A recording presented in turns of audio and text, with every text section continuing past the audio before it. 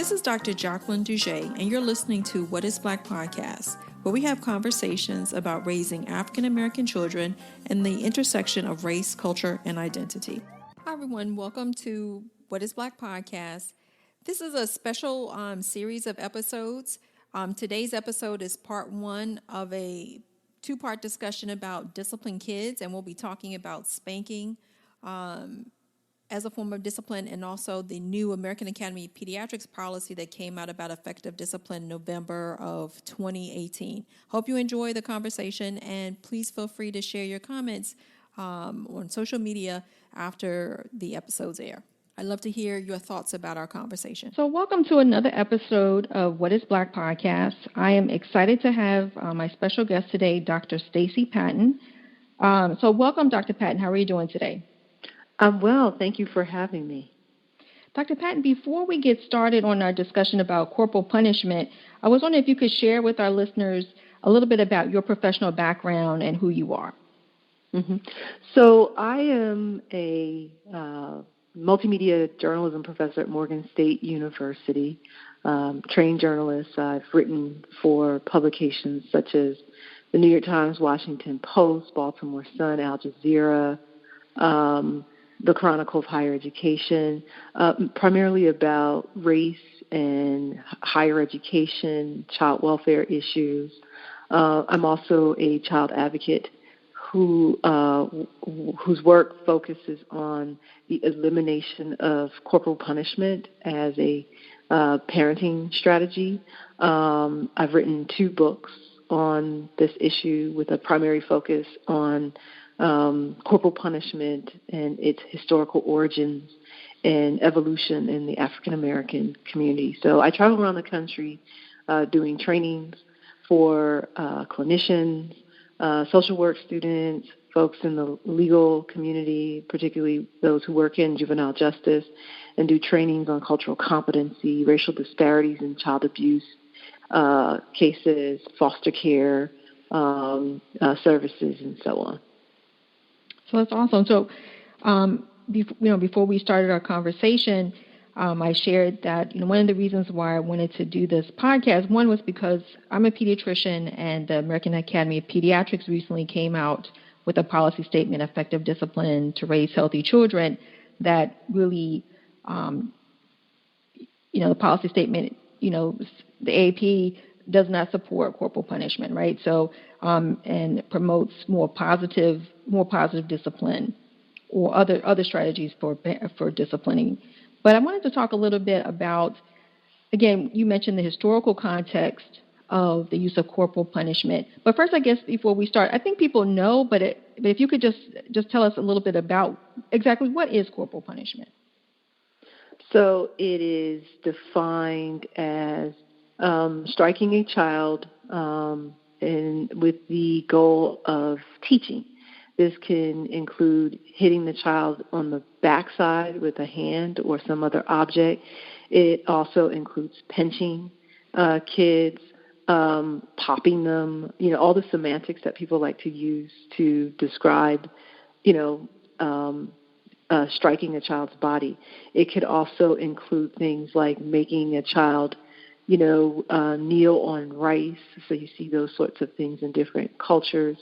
So the basis of corporal punishment is, using fear, pain, and violence to teach a child. Now, just getting back to your mentioning that there's like a historical context, and especially since the podcast is geared to talking about parenting African American and Black children. Just wonder if you could share your research on how our history has impacted this form of discipline by many in our community. Mm-hmm. Well, a lot of African Americans believe that corporal punishment has been a parenting tactic that has extended into every culture. That every ethnicity, every racial group has practiced this tactic with kids. And I've even had people who argue that this parenting strategy was something that we brought over from Africa. There's no evidence whatsoever that this is true. The exact opposite is true. In many West African cultures and indigenous cultures, North America, South America, other parts of the world, did not use coercion and hitting to raise children. They did not believe that children were property. In some West African cultures, indigenous cultures, there's no such thing as people using the term "my child" or "this child is mine." There's no ownership over children. Children were held in a different value. In many West African cultures, children were not considered born in sin, as Western cultures, Christian cultures believe about children's nature and humanity. So they did not believe that children were born in sin. They believed that they were born blessings, that they were gods, that they were reincarnated ancestors.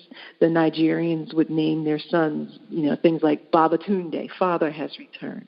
Yedatunde, mother has returned. The Bang people would never put a baby on the floor because the baby was considered a god. Children were often left to their own devices.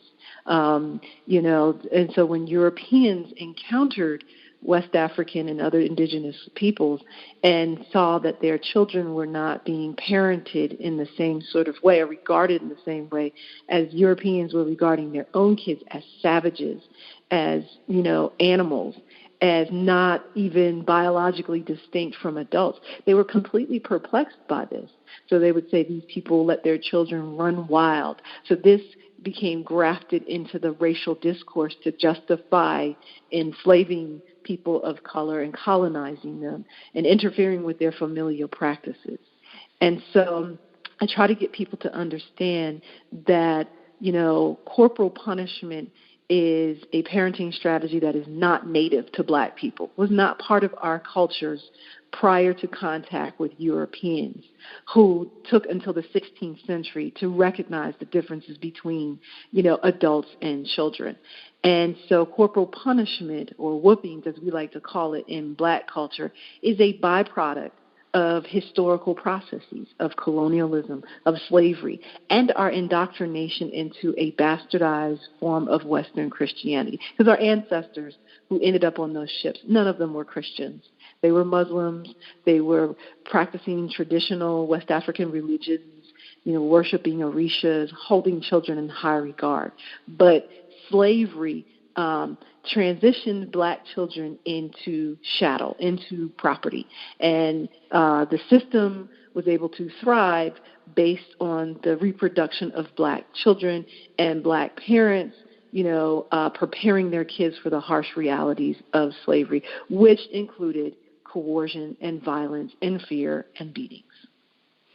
So I think that was pretty interesting, reading some of your work and as well as I started reading one of your books about corporal punishment.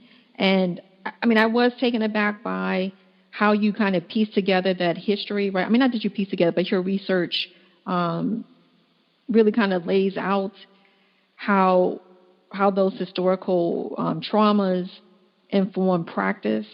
But I just find it so interesting how, despite that, right, despite knowing that this violence was perpetrated against peoples, right, that individuals would take it up and sort of normalize that behavior. So I'm just trying to figure out, how do you figure, based on your research, how do you think that was done, or why was it done, do you think? Mm-hmm. Well, so if we go back to history, the majority of the captives who ended up on those ships were young people, children and teenagers. These were people who had not yet finished childhood and had not yet parented themselves. So, when people say, we brought this over from Africa, I ask them, well, what evidence do you have?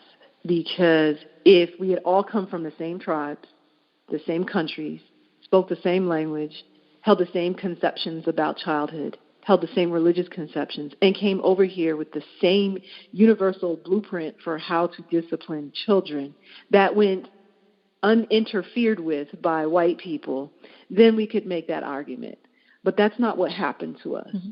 And so, you have a labor force, a cheap labor force system, a violent, sadistic labor force system where the majority of the captives are kids. Before 1816, by 1860, something like 40% of the people who were enslaved in 1860 were under age 10.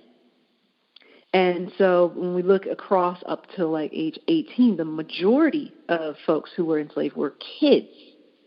And so you begin this kind of indoctrination and socialization with young people.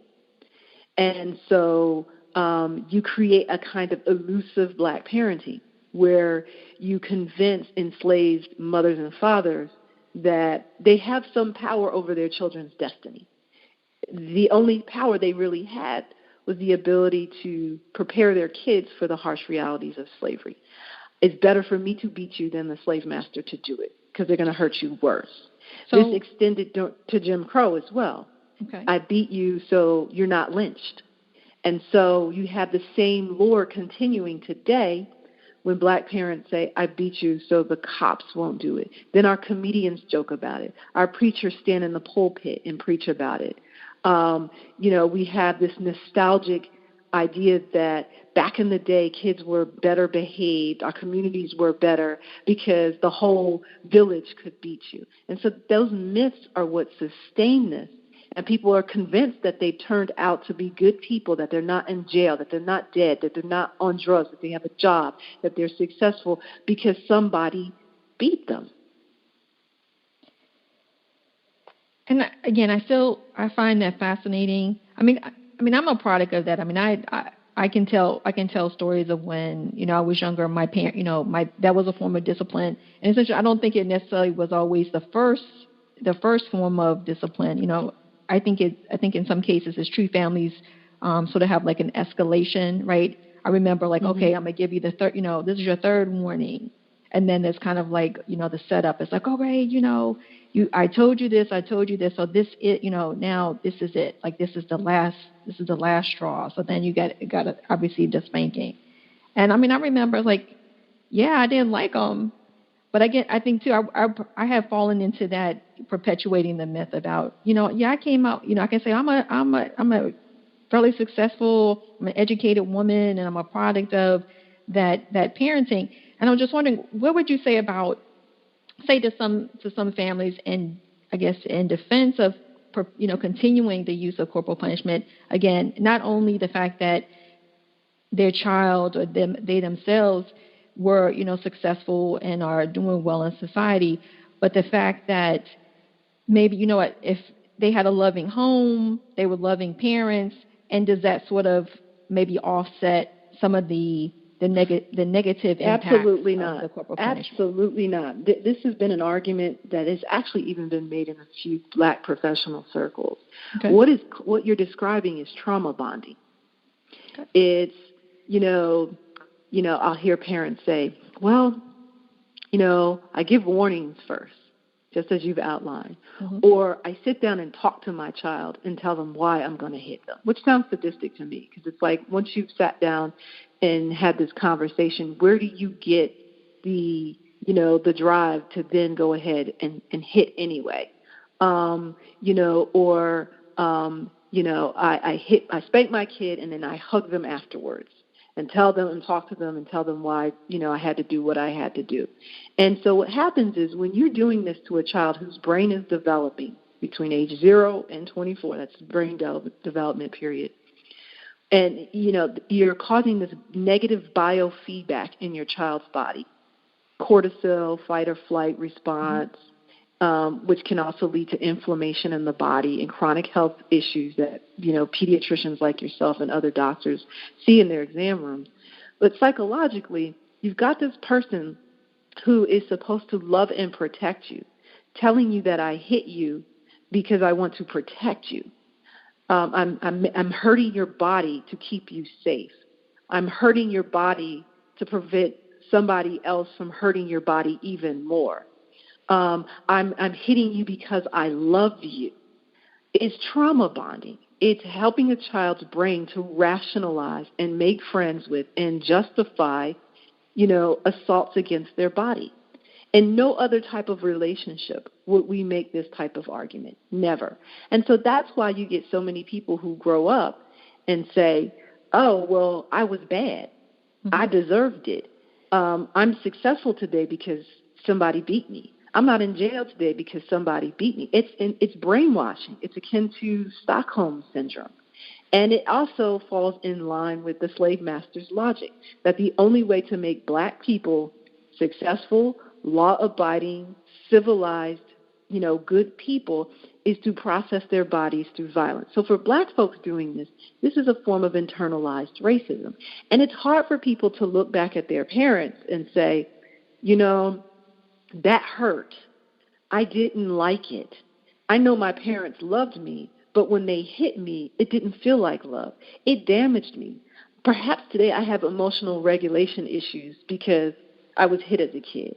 Perhaps I might have some, health problems, obesity, diabetes, migraines, joint issues, all of those things that we talk about when we talk about ACEs, adverse childhood experiences, can be directly tied back to the toxic stress that they experienced growing up in households where they may have been verbally abused.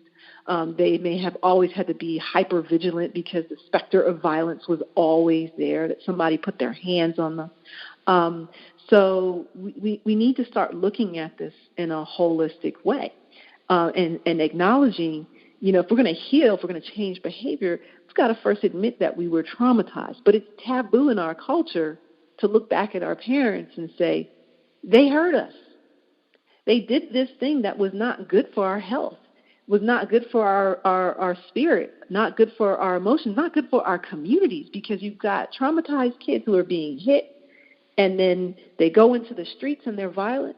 They're in schools, they bully, they don't listen, their cognition is off because they can't learn, because we also know based on the science that hitting children reduces gray matter in the prefrontal cortex of the brain, all this you need for executive functioning and learning, and so on. So it's a much more complicated discussion than, I have a PhD, I have a job, I've never been to jail, I turned out fine, it must have been all the whoopings.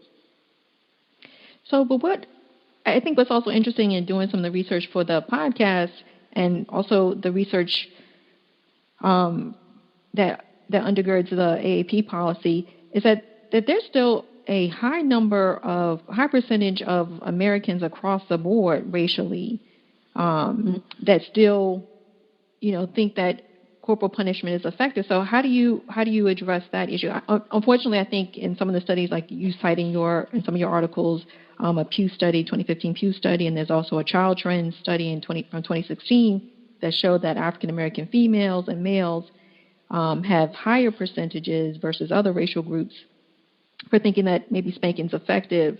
But again, across the board, it's still a high percentage. So how do you talk to parents or the argument against corporal punishment for the effects on African Americans, but other communities are also using corporal punishment?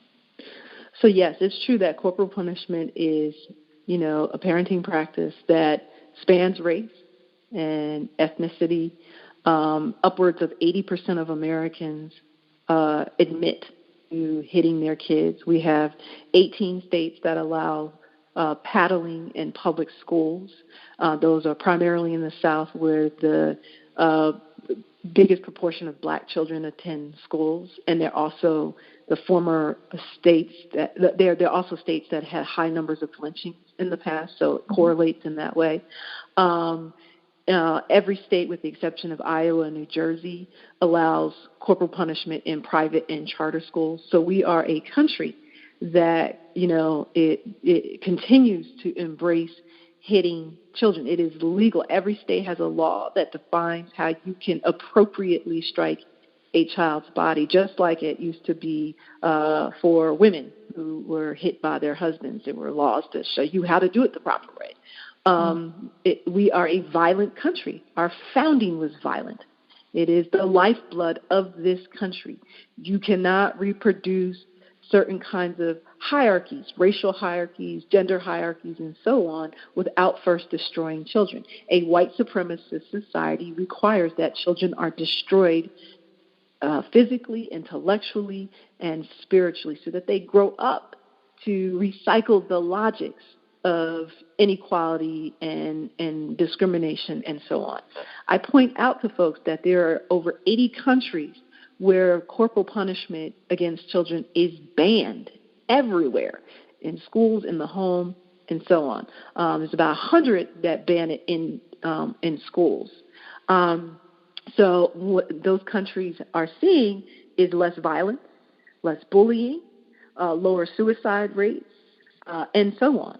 And so we are a country that refuses to make the connections between, this kind of violent child rearing and public health outcomes, juvenile justice outcomes, what's happening in schools, and so on. So yes, this is something that spans different cultures, but my primary focus, and I've been unapologetic about it, is focusing on what this has done to African Americans.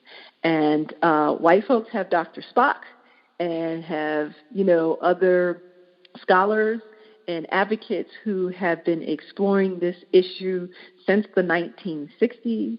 And when I have looked at those works, I've looked in the footnotes, the indexes of their books, all of that, and they don't talk about African Americans and how we've come to this. So I'm unapologetic about focusing on what this means and what it has done and its eradication from our communities, because there's a different kind of historical specificity to the problem within African American communities. Our kids and our families are living in communities that are under hyper surveillance by law enforcement and social services. We have a fatality rate that is 3 times higher. This is as a result of child maltreatment. A fatality rate is 3 times higher than any other racial group in this country. Our parents are more likely to be prosecuted for child abuse. Our kids are more likely to be placed in foster care and placed in foster care longer. The foster care system is another pipeline to the juvenile justice and adult prison systems. Our kids who end up in foster care as a result of abuse and neglect are more likely to be given psychotropic medications to manage the grief and trauma reactions that they experience. So, I'm very clear that my focus is Black people when it comes to this issue. Now, I think it's definitely important to share, and I think that's why one of the reasons why I wanted to do the podcast, right, is because it's like I think what we as a community think of as or identify with our culture, like you said, is we have to understand like what are some of the root causes for how we develop practices and why we continue to do them sometimes to a fault, but also some people still unfortunately, well, I shouldn't say unfortunately, some people still see this as a important tool for them to use in parenting. But I guess the other thing is that for the awareness that's built, and if we tell parents, what, that's not an effective practice, then I think there's got to be the alternative. So so what strategies do you suggest, especially even for, to inform even myself as a pediatrician, because I'll have conversations with friends and family, and I think for me it's rare and even in my experience, having kids and taking them to the pediatrician, this doesn't come up in conversation. I don't think. And so I'm just trying to figure, and I love the fact in one of your articles for the American Psychological Association, you talk about providing, this cultural competency for psychologists, right, to understand this historical underpinning. So I'm just wondering if maybe that's one of the strategies as well. I'm just trying to figure out how can we even, how do you inform, as pediatricians or even parents even kind of talk about this or feel comfortable, or any individuals to kind of talk about the trauma that they've experienced or these experiences, so that we can get to the point that we can, as a, kind of reform new practices, new cultural norms that are protective and affirming of children. And it's a great question, and it requires a holistic approach. So for me, as a journalist and as a a trained historian, the first step is getting to the roots and asking those important questions. Why do we do this? Why do we laugh about it? Why do we preach about it? Why do we believe that it brings, hitting children brings them to a respectable place in our community? Why do we believe that, hitting our children will keep them out of prison? Because, quite frankly, if, beating black children kept black people out of prisons, is not working very well for us, because we're having national conversations about police brutality and mass incarceration. Why do I hear parents say, well, I beat you so the cops won't kill you? But when I look at the data from, let's say, between 2013 and 2016, police officers killed a total of 23 black children. During that same time period, black people killed over 1,500 children as a result of maltreatment. So the numbers it's not adding up. It's all counterintuitive. So part of the work is interrogating the myths with facts, talking about the historical roots, educating black folks about what parenting on the other side of the diaspora looked like before we encountered white people. How did we think about our kids? What language did we use? How did we deal with them spiritually? How did we feed them? How did we talk to them? And then how these racial processes changed all of that, and how we had to we developed maladaptive behaviors, which at one time might have been seen as survival, but then it became maladaptive and then harmful to the development of our children, to the health of our communities, and so forth. That means engaging this conversation, having this conversation in community settings, which is what I do, places like New Orleans and Oakland and Baltimore and such. So educating folks about the history, the historical roots across, the 400 years that we've been in this country, and giving them the public health data in a way that they understand. So, if you believe that you've got to beat your kid because the police are killing, let's look at the numbers. Let's look at the numbers on this side versus, so what are the facts? Let's talk about the school-to-prison pipeline. How is beating your kid putting them at risk, not only for abuse and a fatality, but also, setting them up, when they go to a predominantly white-run school system that is already designed to have teachers in place who have their own biases against our kids and interpretation of their behavior that's also set up to traumatize them. How does this affect their cognition, their ability to focus, engage in conflict resolution with other kids? And then if they're coming into schools with those deficits because you're beating them at home, then, this sets them up for suspension, expulsion, and, arrests in schools. All right. So I take a very holistic approach to understanding all this. Let's look at how what are our preachers saying? Spare the rod, spoil the child. Well, that's not even in the Bible. It's not even a Bible verse. See, and that I was surprised about, right? Because I know, I grew up with that mantra. I'll call it a mantra, right? So I definitely found that interesting, right? Because again, I think, like you said, like these myths that we grow up learning about, and then it's kind of like you're confronted with, oh my God, that is not true. So it's kind of and it's hard, and it's traumatizing. It's traumatizing to a lot of people because basically, when somebody like me comes up there and says, "Let me dissect all this for you," some people, what they hear is, she's calling my mama a liar. She's calling Big Mama a liar. She's calling my preacher a liar. She's calling my black identity into question, right? And then if you've hit your kid, then now you're wading through all this shame and guilt. And so you get defensive. You want to defend your mama, your parents, yourself, right? And then I get accused of, all kinds of things, self-hating, airing dirty laundry, all that kind of stuff, when really my work comes from a place of love, and so the biggest part of this, the first step is dispelling all of the myths. And unfortunately, far too many of us in this country have no understanding of history. And people don't read history. They don't read anymore. They don't understand these processes, right?